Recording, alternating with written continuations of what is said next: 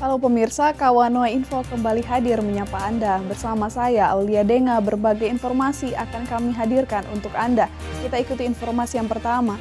Pemirsa, pelaku pembunuhan warga Kelurahan Girian Bitung akhirnya ditangkap tim Resmo Polres Bitung.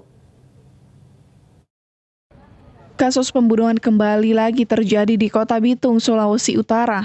Seorang laki-laki berinisial SA 25 tahun warga Kecamatan Girian, Kota Bitung meregang nyawa setelah mendapat tikaman yang diduga dilakukan oleh tersangka berinisial RL 24 tahun warga Kelurahan Manembo-Nembo.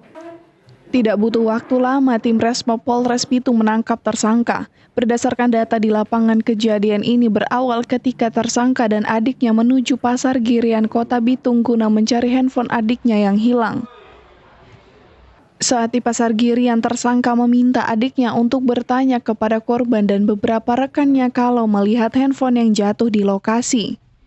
Dikarenakan tidak ada yang melihat dan keduanya dalam perjalanan pulang tiba-tiba melihat korban seperti akan mencabut senjata tajam. Tersangka yang saat itu membawa senjata tajam jenis pisau langsung dengan cepat menikam korban dengan tangan kiri tepat di dada kanan korban.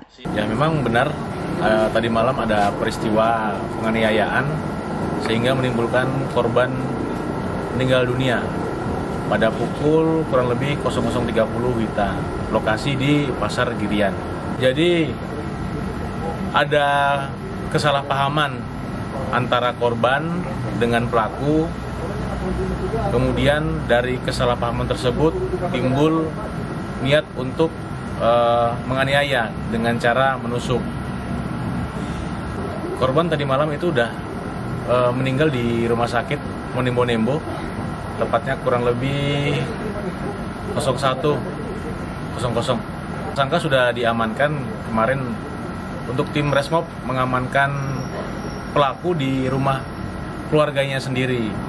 Dan dia bersembunyi dengan alasan takut karena akan balasan dari teman-teman si korban. Atas perbuatannya tersebut, tersangka dikenakan pasal 338 pembunuhan dengan ancaman penjara 15 tahun. Dari Bitung, tim liputan Kawanua TV melaporkan.